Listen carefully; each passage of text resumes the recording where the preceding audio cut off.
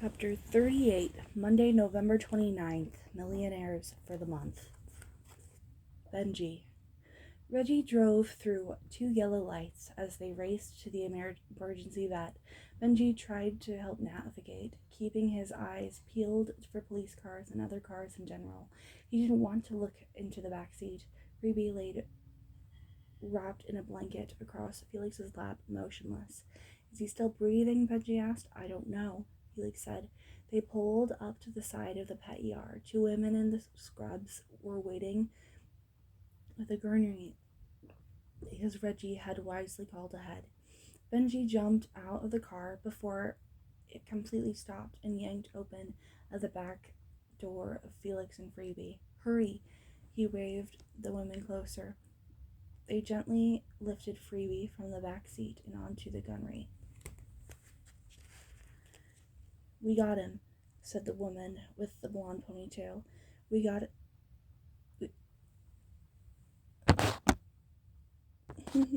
Fun. You go in through with the main entrance. His name is Freebie, Felix said, as an injured dog was rushed away.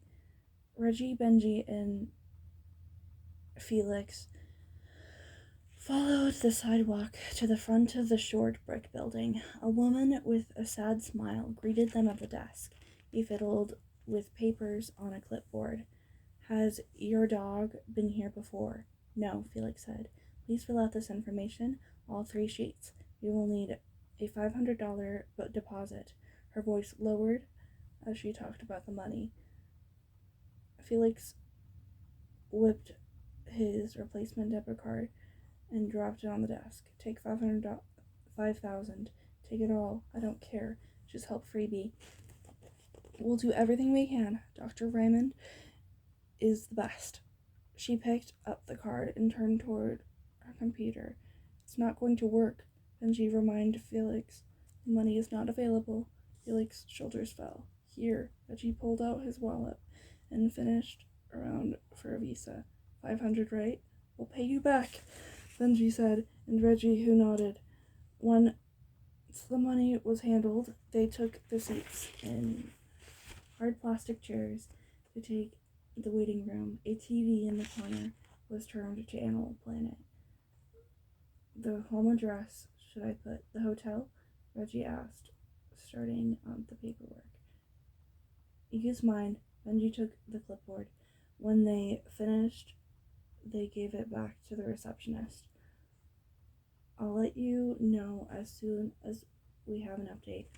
She gave Benji her sad smile again, and Benji began making calls. His mom, Miss Reynolds, and finally Alma.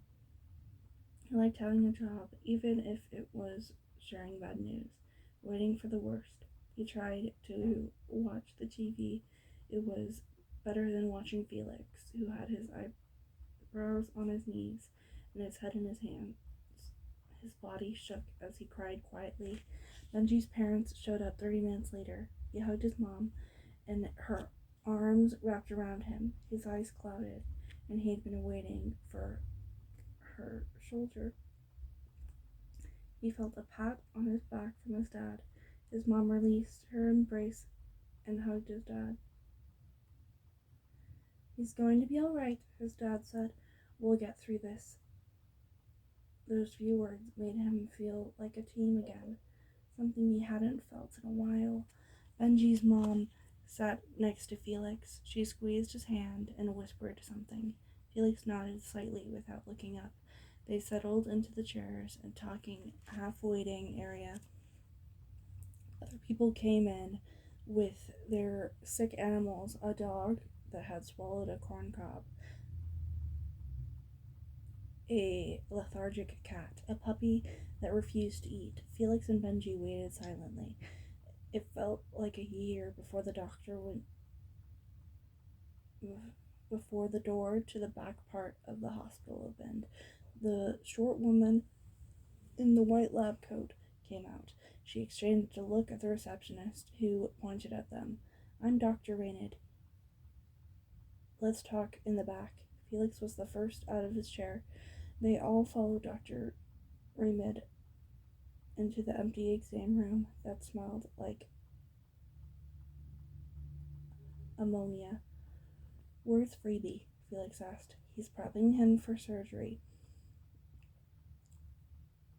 She clasped her hands and then explained the extent of the injuries: broken bones, punctured lung, and internal bleeding, brain swelling. But he'll be okay, Benji interrupted her last problems. I don't know. She shook her head. But we'll do everything we can. That's what you want. We should be prepared for the outcome of and difficult decisions. Decisions? Benji asked, but he knew she was getting at. Sometimes it's a humane thing to do is the hardest. You have to consider the quality of life, including long-term pain and special needs. The doctors looked at the adults in the room. We have money, Felix suddenly shouted. We can pay anything, thousands, millions, anything. We can save him. Tears streamed down his red cheeks. Please. His voice cracked. Technically, they had $1,689,142.74. They would give every penny of it to save Freebie, and if they won an additional $10 million, Benji would give that over too. We will do anything we can, but we might not be able to save him. The doctors tilted her head and pushed up her glasses. Benji swallowed a knot forming in the back of his throat and wiped his... The doctor tilted her head and pushed up her glasses. Benji swallowed a knot forming in the back of his throat and wiped his eyes from his shirt sleeve. We've got millions, Felix reported. Take it all. Dr. Raynid put his hand on Felix's shoulder. I'm sorry. It's not about money.